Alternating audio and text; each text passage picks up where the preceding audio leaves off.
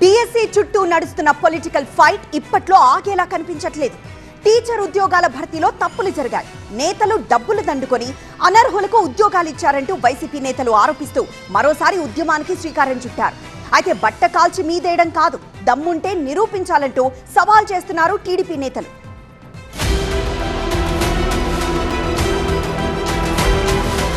కూటమి ప్రభుత్వం నిర్వహించిన మెగా డిఎస్సీలో పెద్ద ఎత్తున అక్రమాలు జరిగాయంటూ వైసీపీ రచ్చరచ్చ చేస్తుండడం ఏపీలో హాట్ టాపిక్ గా మారింది. పేపర్లు leak, data delete, merit list మాయంపై చంద్రబాబు ఏం సమాధానం చెబుతారని మాజీ సీఎం జగన్ ప్రశ్నించడం, ఆ తర్వాత వైసీపీ విద్యార్థి విభాగం ఆధ్వర్యంలో రాష్ట్ర వ్యాప్తంగా నిరసనలు చేయడంతో రాజకీయ రచ్చ నెక్స్ట్ లెవెల్ కి వెళ్లింది. అయితే ఈ ఇష్యూని అసలు వదిలే ప్రసక్తే లేదని వైసీపీ అనడంపై టీడీపీ నేతలు కన్నెర్ర చేస్తున్నారు. వాస్తవాలు నిరూపించే దమ్ముందా అని సవాల్ విసురుతున్నారు.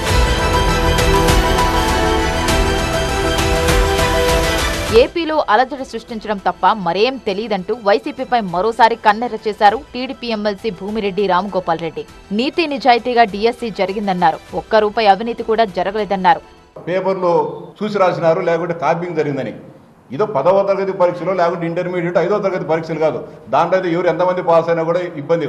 ఒక అరమార్కు తేడా వచ్చినా కూడా ఉద్యోగం రాని పరిస్థితి ఉంది. ఆ అరమార్కుతోనే నీ జీవితమే అంధకార బంధురమయ్యే పరిస్థితి ఉంటుంది. ఎవరు కూడా ఒకరి పేపర్ ఒకరు చూపించుకుంటే పరిస్థితి రాదు, తలెత్తదు కూడా. అత్యంత నిజాయితీగా డిఎస్సీ జరిగితే మంత్రి లోకేష్ ఎందుకు స్పందించట్లేదన్నారు వైసీపీ నేత మాజీ మంత్రి అంబటి రాంబాబు. అవినీతిపై స్పందించే ధైర్యం లేక, సమాధానం చెప్పలేక తప్పించుకుంటున్నారని ఆగ్రహం వ్యక్తం చేశారు. అంతేకాదు మరోసారి ఉద్యమానికి శ్రీకారం చుడుతున్నట్టు తెలిపారు. యువజన విభాగం నుంచి రేపు మళ్ళీ పెద్ద ఎత్తున డిఎస్సీ మీద జరిగిన అన్యాయాల మీద మళ్ళీ ధర్నా కార్యక్రమం ఉంది.